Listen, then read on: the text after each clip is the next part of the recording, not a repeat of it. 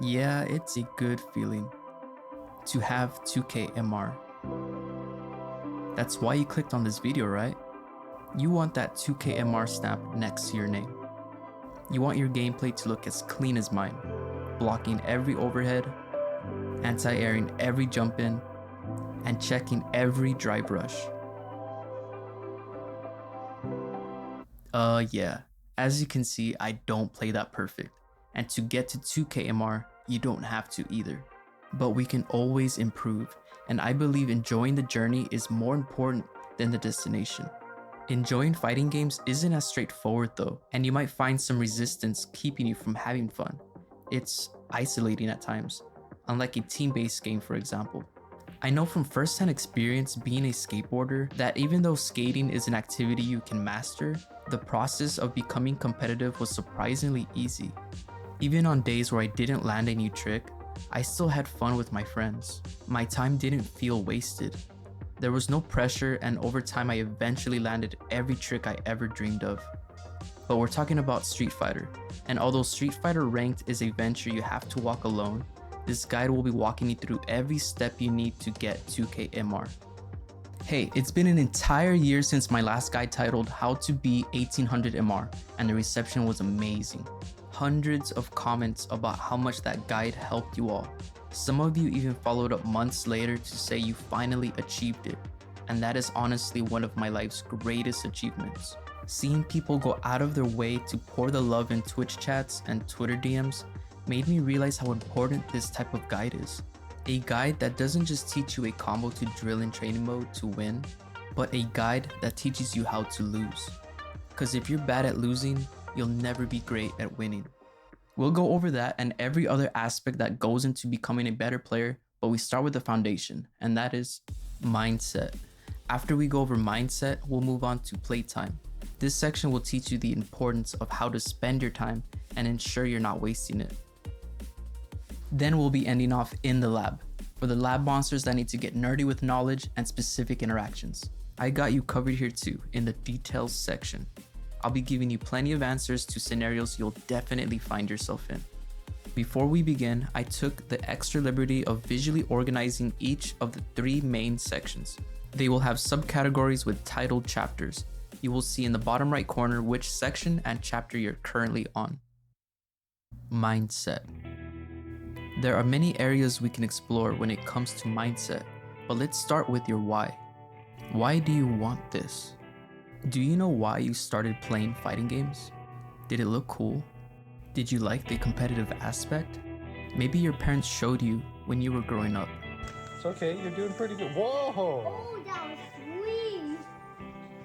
I ask you to ask yourself because if your why is powerful enough, you will find a way to get the job done, no exceptions. This is my own personal why. Helping you all through this journey and hopefully be that person I needed when I was going through this alone. This motivation makes the grind worth it. Winning isn't enough. It has to mean something. It should be fun. It should be compelling. And it immensely helps if you love your character. I started Street Fighter because of Dhalsim. I play this character because he looks cool to me. He sparks a childlike wonder. He's teleporting, he's flying, and his arms stretch to the other side of the damn screen. How is this allowed? I wondered what his personality was like. Oh wait, he has infinite wisdom gained through years of yoga and meditation. He tells you things like, victory is to control yourself as well as control the opponent. Teaching me that sometimes we beat ourselves before our opponents do. He also says, your mind is full of wrong ideas. It's best you empty it. Teaching me the power of letting go. Do you know the power of letting go? You can let go of bad habits. You can let go of all your losses. You can let go of all the noise that clouds your mind, because when you have the power to let everything go, you gain peace. Now you can gain better habits. You can start winning. There won't be noise clouding your mind when you need a clear head. You will learn that any new technique you gain pales in comparison. to the mastery of letting go. So trust that if your why is strong and you're able to consistently remind yourself of your why, you'll have a powerful foundation to fall back on when things inevitably get tough. So, what is your why?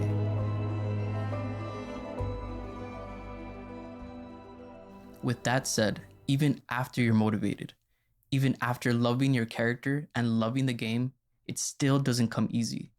Getting 2k MR can still be extremely difficult to accomplish. I was a master rank player in Street Fighter V, so I was far from a beginner. It took me 2 years to finally achieve master towards the end of Street Fighter V's lifespan. And it took me over a year in Street Fighter VI to achieve 2k MR. This entire year, I dedicated almost every single day to getting better, and it still took me well over a year to achieve it. So don't beat yourself up if you haven't achieved this yet. Give yourself time to learn and improve. And that is going to require our next topic, and that is patience. The patience to go all the way to the subscribe button and press it. It takes patience to watch really long guides about how to achieve your goals, even if you happen to know 90% of the lessons discussed, because that 10% you do benefit from is what you're looking for. That small difference that separates pro players from intermediate is they are willing to spend hours of research and testing to gain the smallest advantage over their opponents. Over time, all those tiny increments in skill that don't seem like much in the moment add up over time and eventually make the difference between winning and losing. I recommend watching the full speech from the film Any Given Sunday, one of my all-time favorites to get me motivated to lock in and reach for those increments. Link will be in the description below. Here's a short quote. You find out life's this game of inches. So is football. Because in either game, life or football, the margin for error is so small. I mean, 1/2 a step too late or too early, and you don't quite make it. 1/2 second too slow, too fast, and you don't quite catch it. The inches we need are everywhere around us. They're in every break of the game, every minute, every second. On this team, we tear ourselves and everyone else around us to pieces for that inch. We claw with our fingernails for that inch, because we know when we add up all those inches, that's gonna make the difference between winning and losing, between living and dying. I'll tell you this, in any fight, it's the guy who's willing to die who's gonna win that inch. And I know if I'm gonna have any life anymore, it's because I'm still willing to fight and die for that inch, because that's what living is. All right, now of course Al Pacino says it 1,000 times better, but you get the idea. Now on to our next chapter, win rate. Just think about it.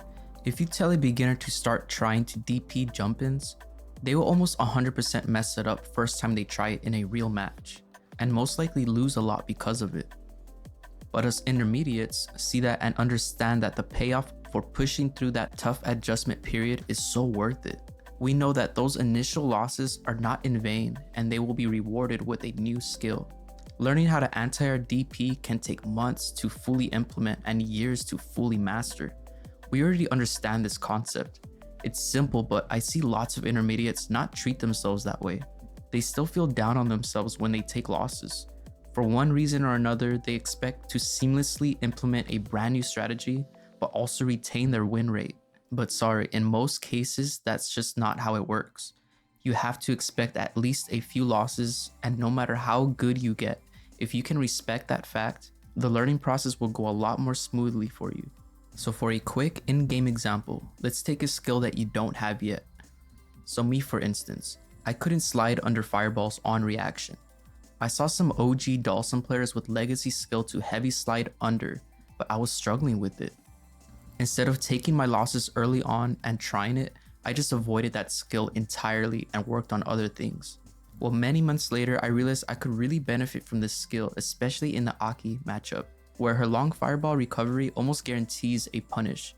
And since fireball drive rush is such a strong tool in her strategy, I could greatly benefit from avoiding that scenario. So what I recommend to learn a new skill is to write it down in a notepad app and have a checklist ready. Set a daily challenge to land your preferred goal 10 times. In my case, this was heavy slide, So on my notepad, I have the word slide numbered from 1 through 10. So anytime I land it after the match, I quickly open the app and cross out a slide.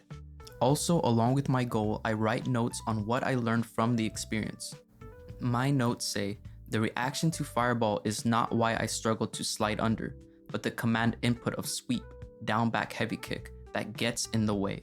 So I slowly start learning that I was mostly getting an input error since Dhalsim has so many annoying command inputs. The next note, which was antidotal, is make sure your directional inputs are neutral before pressing down heavy kick. These problem solving notes help you fully understand what you're struggling with, and I highly recommend you start becoming this analytical about your progress.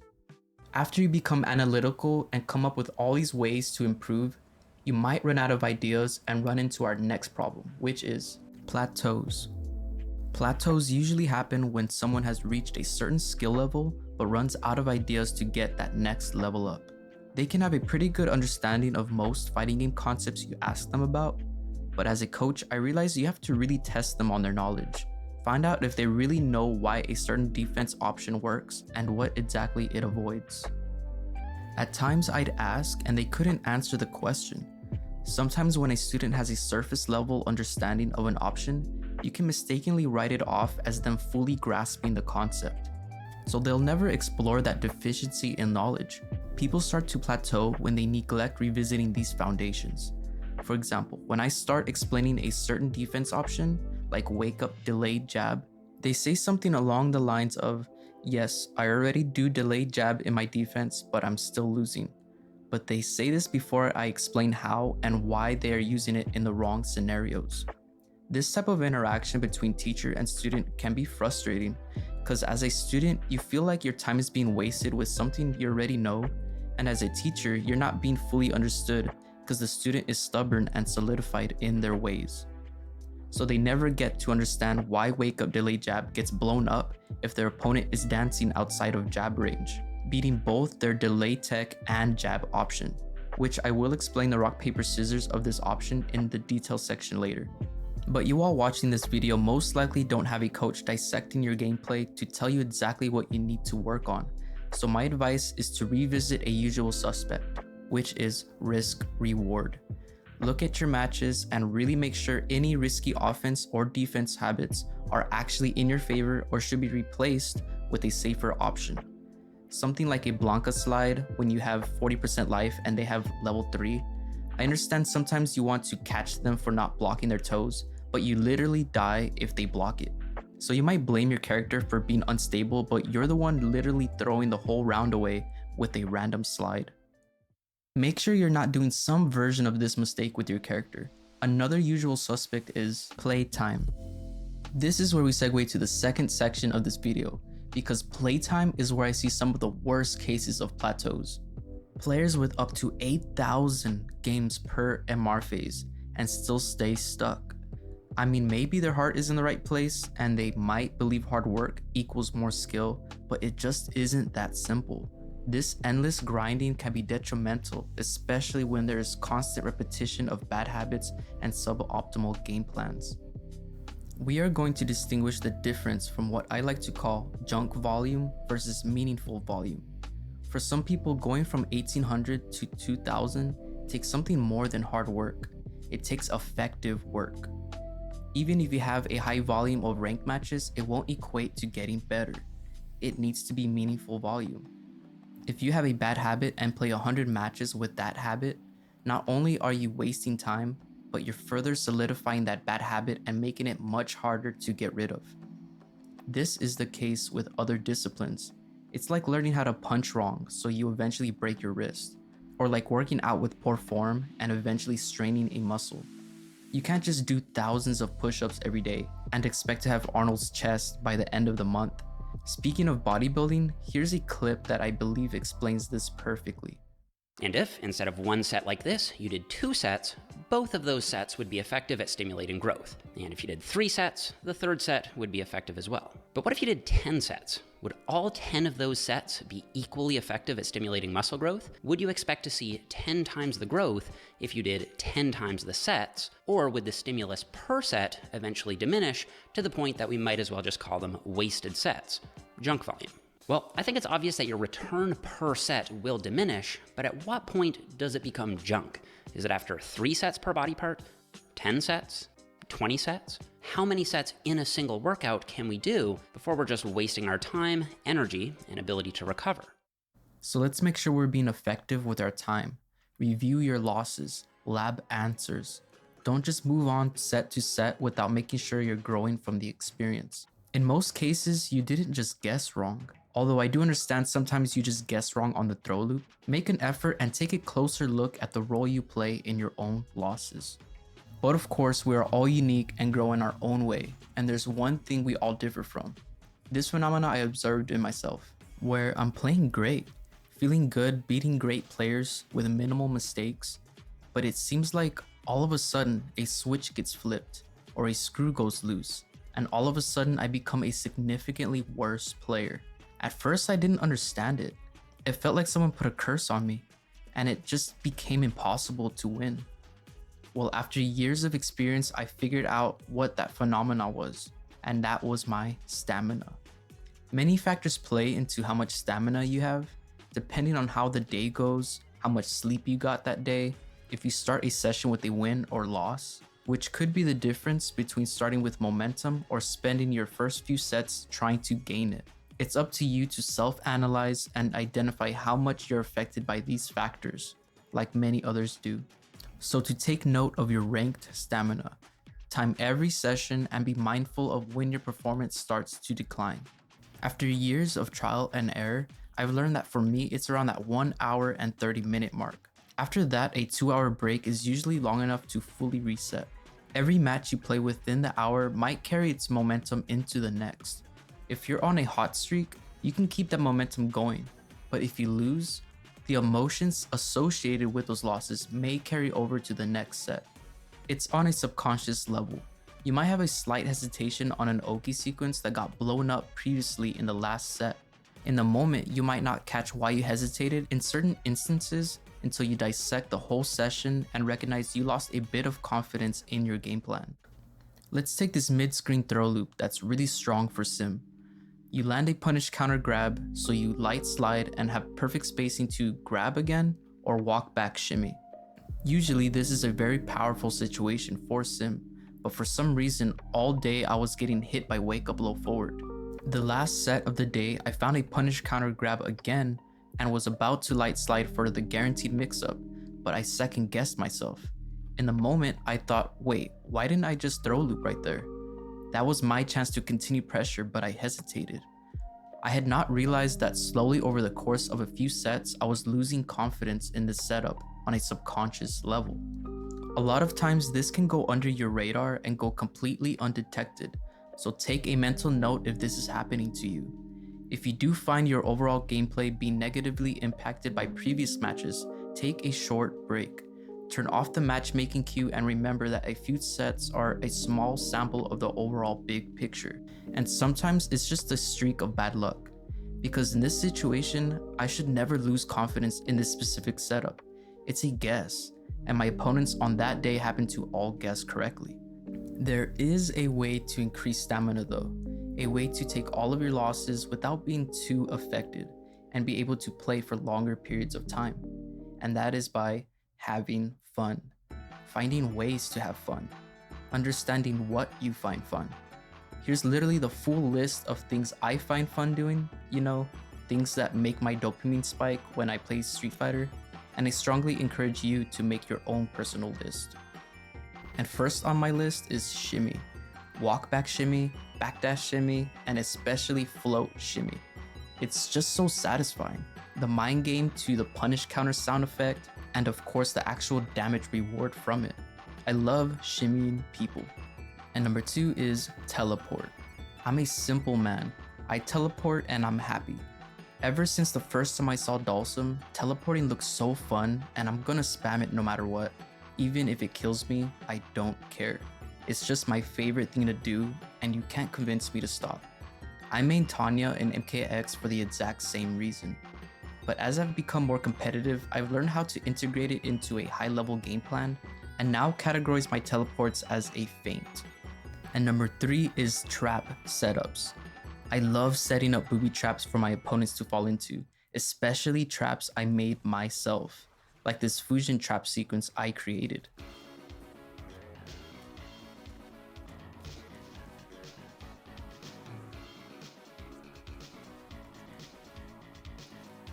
And things like Oro zoning traps or Tengu mix setups.